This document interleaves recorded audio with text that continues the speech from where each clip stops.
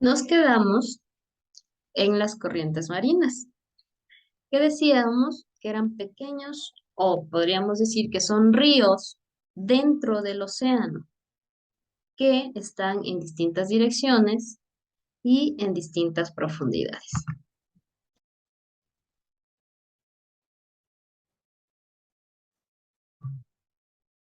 Ahora vamos a ver qué es o qué efectos tienen en las corrientes marinas. Que aquí tenemos el efecto Coriolis, los vientos, la forma y ubicación de las costas y la salinidad del agua.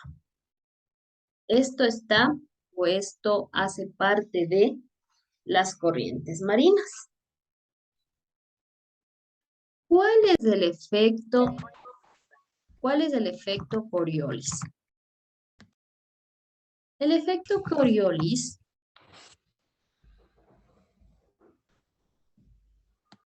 es aquel movimiento, o es aquel, ¿cómo le explico? A ver, el efecto Coriolis se produce por el movimiento de rotación que tiene el planeta Tierra. Recuerden ustedes que el planeta Tierra tiene dos movimientos, el de rotación, que es en su mismo eje, y el de traslación, que es cuando da la vuelta al Sol. En este caso, el efecto Coriolis se da por efecto del movimiento de rotación. La dirección del movimiento es de oeste a este a lo largo del eje terrestre que va del norte a sur.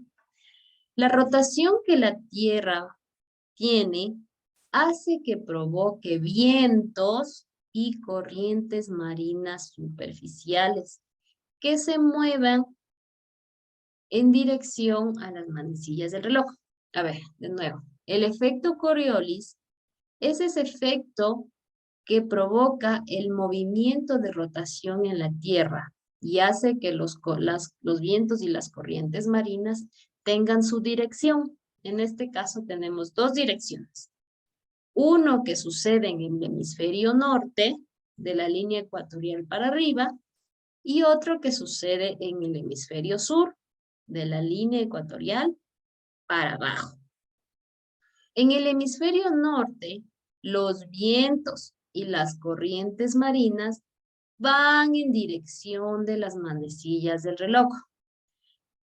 Siguiendo los puntos cardinales, ¿cómo recorren las manecillas del reloj?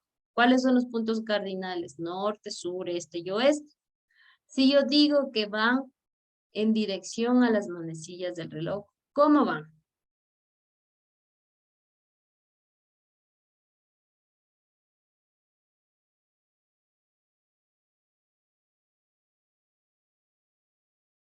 ¿Hacia qué lado giran las manecillas del reloj? ¿Hacia la izquierda o hacia la derecha? La derecha. Hacia la derecha, ¿no? Entonces podemos decir que va del este al oeste. Los vientos y las corrientes marinas en el hemisferio norte van de este al oeste, mientras que en el hemisferio sur van a lo contrario de las manecillas del reloj, de oeste a este. Ese es el efecto Coriolis. Repito, ¿cuál era el efecto Coriolis? Que en la presencia de corrientes marinas es aquel movimiento de rotación que la Tierra produce y hace que los vientos y las corrientes marinas tengan dirección. En el hemisferio norte, las corrientes y los vientos van de este a oeste y en el hemisferio sur, las corrientes van de oeste a oeste. Ese es en sí el efecto Coriolis. Vamos al siguiente, que es el viento o los vientos.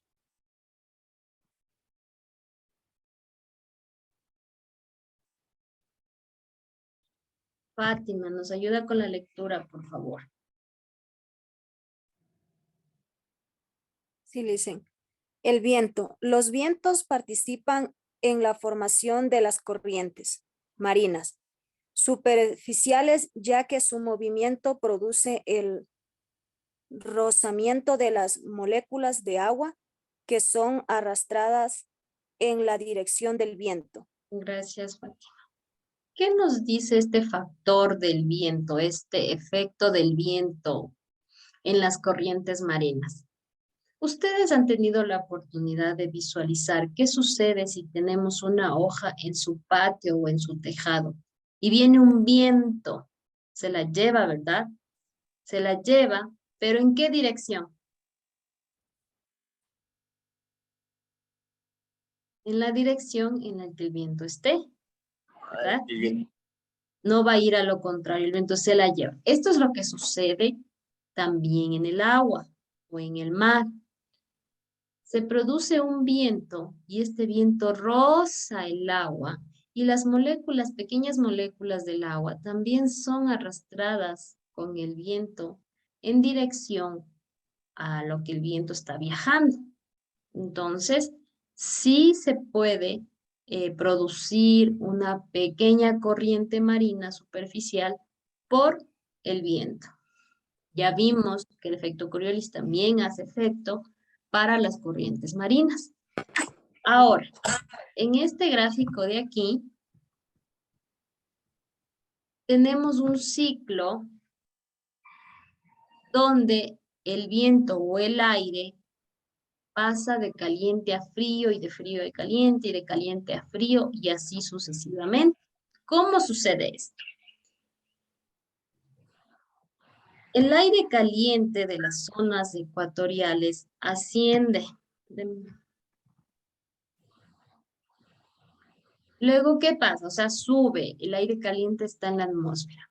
El aire ubicado en los niveles superiores se desplaza hacia los polos norte y sur, que es lo que les expliqué en el dibujo anterior, que este aire caliente se va tanto para el norte como para el sur. ¿Y qué sucede? Se enfría, ¿verdad? Este aire frío más denso desciende sobre la superficie del agua. O sea, este frío, estos vientos fríos topan el agua. Este aire frío se desplaza y arrastra el agua superficial hasta la zona ecuatorial. Este aire frío toca el agua y el agua superficial se mueve en dirección al viento hasta nuevamente llegar a la zona ecuatorial, a la línea ecuatorial. Al acercarse a la zona ecuatorial, el aire se calienta nuevamente e inicia un nuevo ciclo. Entonces, ¿qué es lo que nos muestra o qué es lo que nos dice este gráfico? Que el agua caliente, que el aire caliente está en la atmósfera, en la zona o en la línea ecuatorial que habíamos hablado antes. ¿Qué sucede con este aire? Se esparce tanto al norte y al sur. ¿Y qué pasa? Se enfrían. Este frío se posa, estos vientos fríos se posan o rozan el agua, mueven el agua, nuevamente mueven el agua hasta la línea ecuatorial. ¿Y qué pasa aquí? Otra vez se vuelve a calentar este aire. Y es un ciclo que se vuelve. Si llega a la caliente, otra vez se enfría, se desplaza por el planeta, a los polos norte, a los polos sur se enfría, vuelve a topar el agua, se vuelve a calentar y otra vez el ciclo se vuelve a hacer. Vamos ahora, ¿quién nos ayuda con la lectura? Vamos, Israel. Ya listo. Durante el día, la tierra se calienta más rápido que el agua. Por consiguiente, cuando el aire entra en contacto con la tierra, se calienta y se sube por lo que es reemplazado por el aire frío que estaba en el contacto con el mar. Esto se conoce como brisa marina. Brisa marina. Durante el día, la tierra se calienta.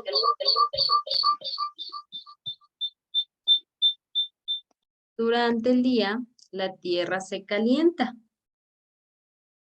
¿A qué nos referimos la tierra? A la parte del aire, no, a la atmósfera. La atmósfera se calienta. Cuando este aire entra en contacto con la tierra, se calienta, o sea, está caliente. Y luego es reemplazado por el frío cuando entra en contacto con el mar. Esto se conoce como brisa marina. Cuando nosotros viajamos a la playa, existe ese vientecito, ¿no? Ese viento. ¿Es un viento caliente o es un viento refrescante? Refrescante. Es refrescante. Y es debido a esto, a que el viento topa el mar, topa el agua y se enfría, lo que habíamos hablado arriba en el proceso, que habíamos hablado del dibujo, se enfría al topar el agua y se produce esta llamada brisa marina. Ahora vamos a ver qué pasa en la noche. Gabriela, ayúdanos con la lectura. Durante la noche ocurre lo contrario. El agua tiene mayor temperatura que la tierra, por lo que la dirección del viento cambia y ahora va desde la tierra hacia el mar. Por ello se denomina brisa terrestre. Ese fenómeno no solo se presenta en el mar, sucede cerca de las masas de agua y de todo el planeta. En cambio aquí, ¿qué sucede? En el gráfico anterior decíamos que la atmósfera, que la tierra es la que estaba caliente y el mar frío. Pero en la noche sucede al revés. El aire, el ambiente, la atmósfera está fría y el mar es el caliente. Es lo contrario en la noche y a esto se le llama brisa terrestre. Por eso igual, vuelvo y repito, cuando vamos a la playa vuelta en la noche, ya viene ese viento caluroso, ¿no es cierto?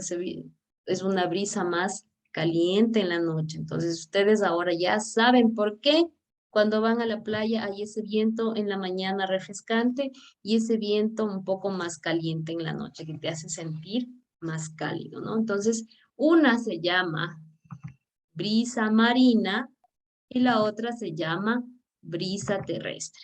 La brisa marina, el ambiente está caliente y el mar frío, y en la brisa terrestre el mar está caliente y el ambiente frío. Y si ven la dirección de las flechas, ese es la corriente de aire. Entonces entra el aire frío, topa la tierra y se transforma en caliente. Brisa marina. En todo lo contrario, en la noche entra el aire caliente del mar, topa la tierra fría y vuelve a salir.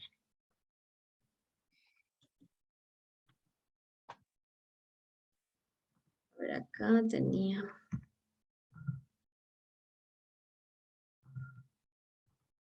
Pero teníamos otros efectos, ¿no? Ya tenemos el efecto Coriolis, el viento que hemos visto en este tiempo, las diferentes presiones atmosféricas que se dan en los distintos puntos del planeta hacen que el aire se mueva de un lugar a otro, dando origen a los famosos vientos.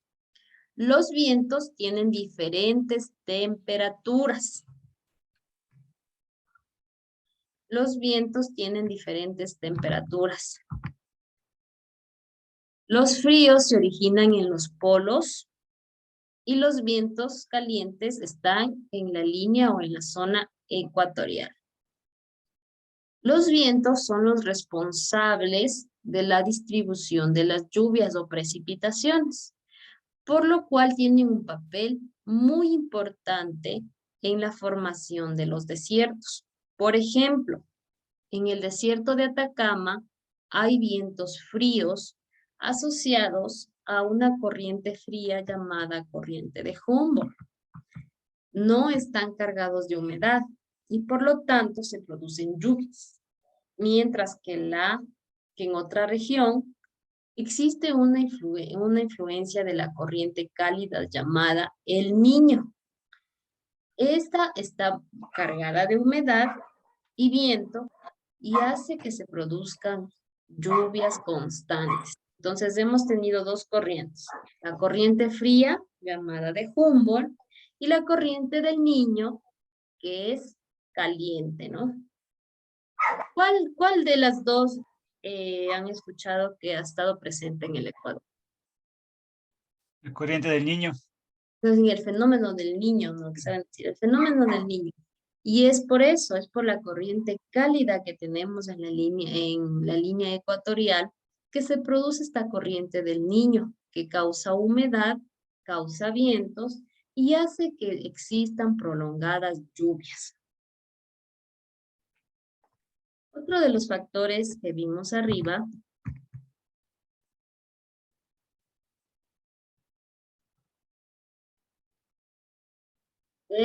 ya vimos el efecto Coriolis, ya vimos los vientos. Ahora vamos a estudiar la forma y ubicación de las costas.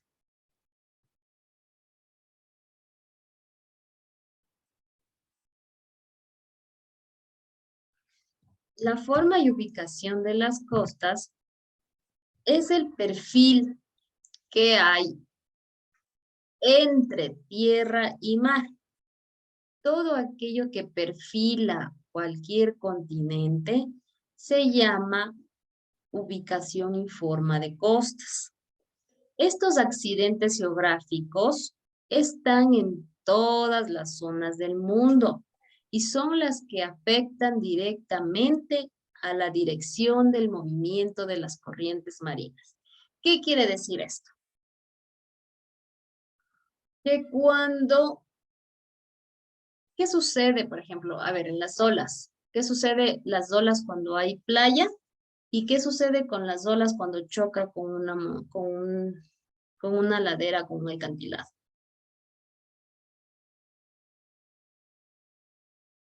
Ya sale tipo como una espuma, al momento que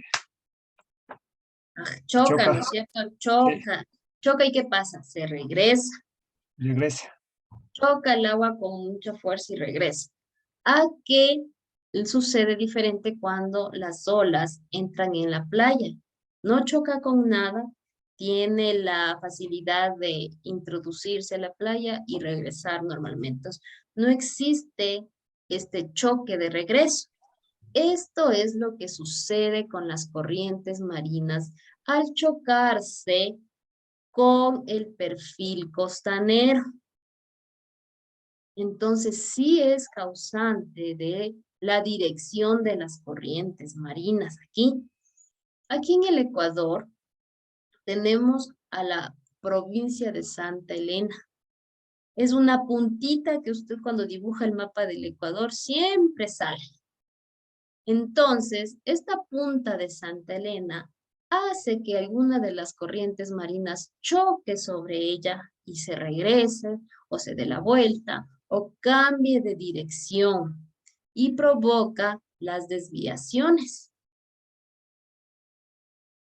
Este tipo de efectos que provocan estas ubicaciones o estos perfiles costaneros hacen que aparezcan o se muevan y cambien de dirección las corrientes de Humboldt y la del Niño.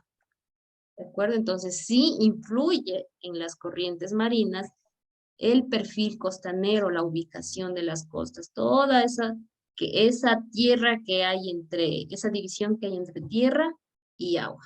Entonces choca la corriente marina con la tierra y cambia de dirección. Vamos con el último que es la salinidad del agua. Las corrientes marinas pueden tener variada cantidad de sal disuelta en sus aguas.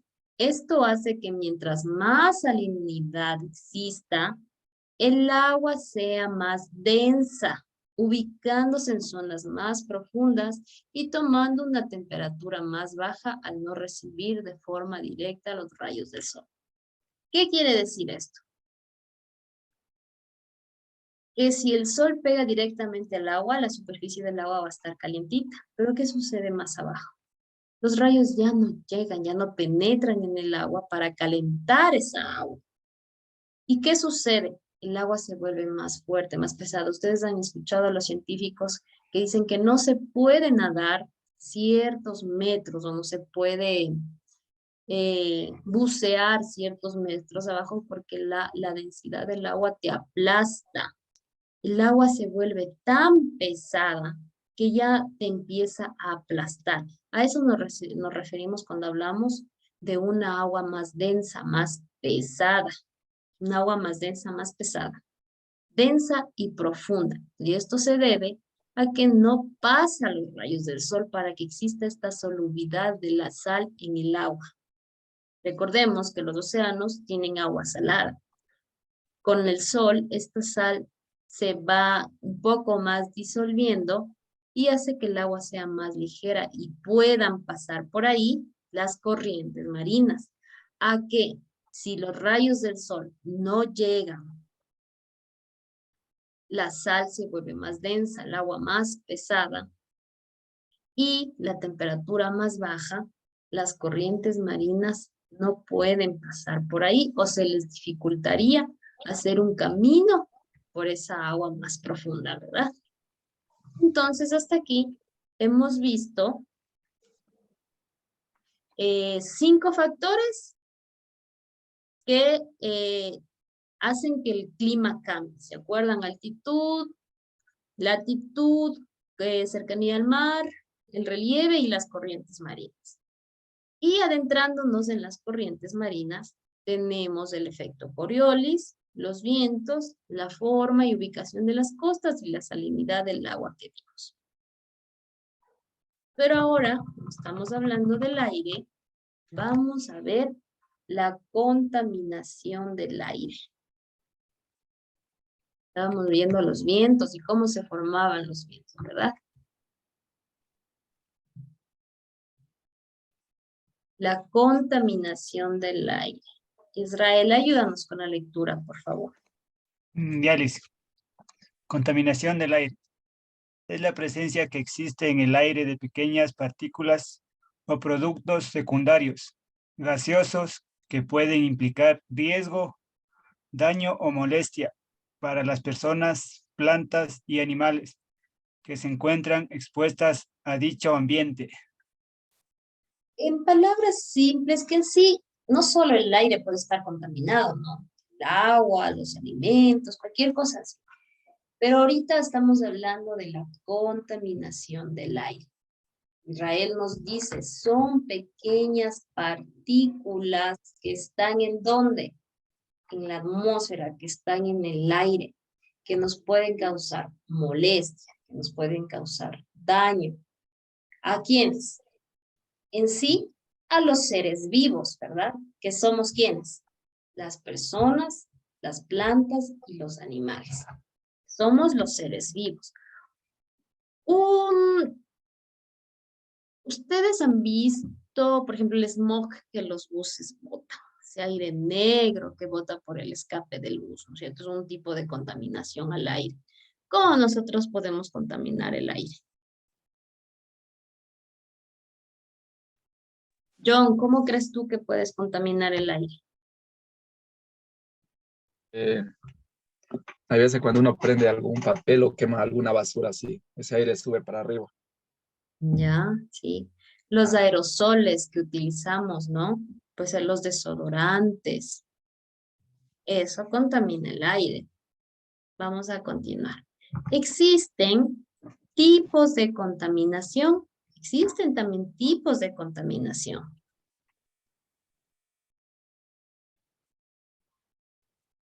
Vamos a mirar los tipos de contaminación y sus consecuencias. Las En el empresas aire, petroleras también. dígame, Fátima. Las empresas petroleras también contaminan full el aire. Cuando queman, ¿no? Cuando queman y Correcto. botan ese humo, ese Así smog es. que llamamos. En el aire, los contaminantes se mezclan rápidamente de acuerdo con la intensidad y dirección de los vientos. Dependiendo del tipo de contaminante, las consecuencias pueden ser variadas. Tenemos al calentamiento global, el adelgazamiento de la capa de ozono, tenemos a la lluvia ácida y el smog fotoquímico. A estas consecuencias llegamos por la contaminación del aire. Les repito, al calentamiento global, al adelgazamiento de la capa de ozono, a la lluvia ácida y al smog fotoquímico. Vamos con otro ejemplo.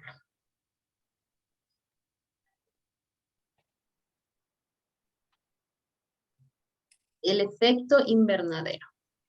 ¿Alguien sabe de qué se trata el efecto invernadero? Sí hemos escuchado, ¿verdad? El efecto invernadero. Así como cuando usted ha tenido la oportunidad, bueno, lo digo yo, ¿no? Ha viajado al norte, como que va a Ibarra. Existen estos cultivos de las flores. ¿Con qué están tapadas las flores? Con unos plástico? plásticos. Con plástico, ¿no es cierto? Entonces dice, los plásticos impiden que la energía calórica, o sea, el calor, salga y mantiene adentro su temperatura para cultivar frutas, hortalizas y flores, que es en el ejemplo que pusimos, ¿no? En la tierra ocurre un proceso similar. Así como cultivan las flores, ponen esos plásticos para mantener el calor, así también ocurre en la tierra. La atmósfera retiene parte de ese calor que ingresa a ella. Retiene ese calor que ingresa a ella. Esta porción de energía de calor conserva la temperatura ideal para la vida en un promedio de 15 grados. En la atmósfera hay gases que no permiten que toda la radiación que llegue regrese al espacio. Actúa como un espejo y devuelven esta radiación a la superficie terrestre. ¿Qué quiere decir eso? Igualito que el invernadero para las flores, sucede en la Tierra. Penetra el calor, pero no todo el calor vuelve a salir. Se queda dentro haciendo un efecto de espejo que devuelve la radiación, que devuelve otra vez este calor a la superficie. Eso se lo conoce como el efecto invernadero. Por tanto, el efecto invernadero no tiene nada de malo en sí. El problema es que nosotros, los seres humanos, hemos logrado alterar el mecanismo natural de forma que se ha convertido en un asunto muy serio llamado calentamiento global. En sí, el efecto invernadero es un proceso natural que se da aquí en la Tierra, pero por la metida de mano del humano, de las personas, hemos logrado que este efecto invernadero tenga una repercusión dañina para la Tierra, y a este le llamamos calentamiento global. ¿Qué es el calentamiento global, Selena? Ayúdame con la lectura de las causas. Los gases de invernadero. En conjunto, estos gases atrapan el calor de manera excesiva, provocando un cambio climático anormal, denominado calentamiento global.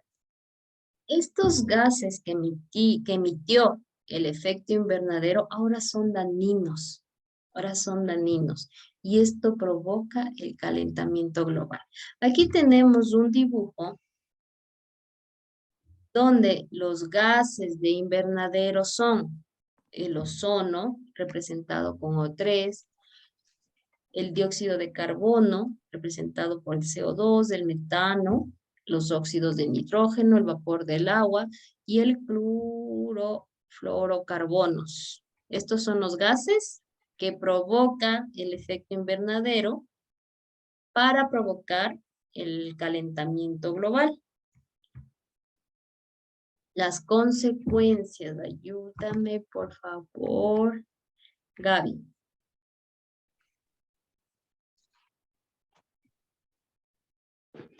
Cada vez son más las zonas que experimentan sequías, por lo que existe escasez de agua potable y las tierras que antes eran fértiles ya no lo son.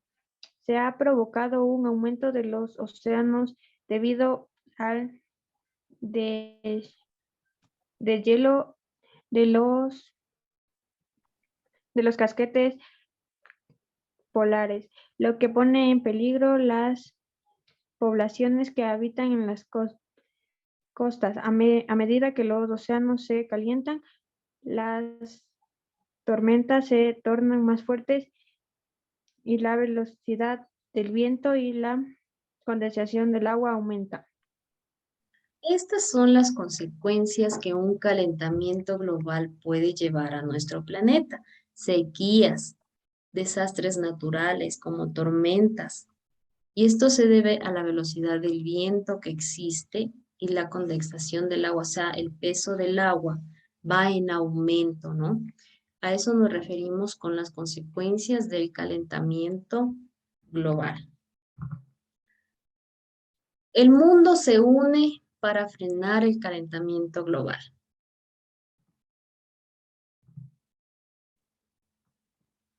Bueno, este es un dato que les quiero compartir, que en sí hubo una reunión desde el 7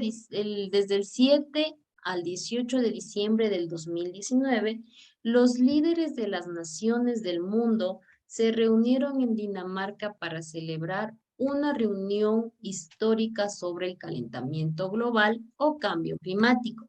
El resultado fue que casi la mayoría de los 193 naciones participantes aceptaron un acuerdo que apunta a considerables recortes de las emisiones de dióxido de carbono de los países ricos, mientras que para los pobres deben declarar las medidas que tomarán para reducir la contaminación.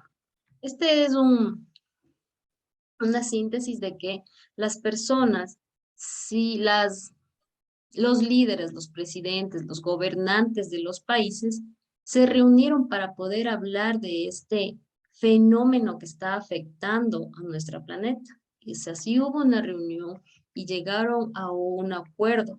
Uno era que los países que más contaminación daban, frenen, bajen, y que los países que no producían contaminación cambien para que esto se nivele, para que todos estemos en un mismo punto de contaminación, se podría decir, ¿no? Vamos al último porque ya se me está acabando la hora. El adelgazamiento de la capa de ozono. No sé si ustedes pueden ver el dibujito que está a la derecha. Aquí está la Tierra, voy a dibujar. Aquí está el límite de la Tierra. ¿Ya? Aquí está la capa de ozono.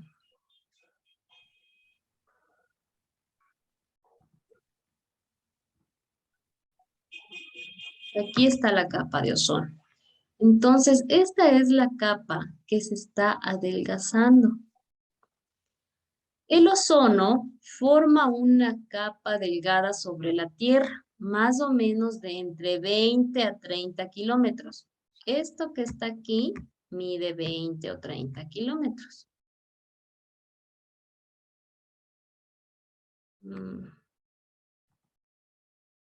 Esto que está aquí mide 20 o 30 kilómetros. Esta capa protege a los seres vivos de la acción directa de los rayos ultravioletas o de los rayos del sol, que son los responsables de causarnos cáncer de piel y alteraciones genéticas. Esta capita que está mencionada aquí es la que nos cubre para que los rayos del sol no nos lleguen directamente. En la atmósfera, el oxígeno se puede encontrar en dos formas. El oxígeno normal conformado por 2 átomos y el ozono compuesto por 3 átomos de oxígeno.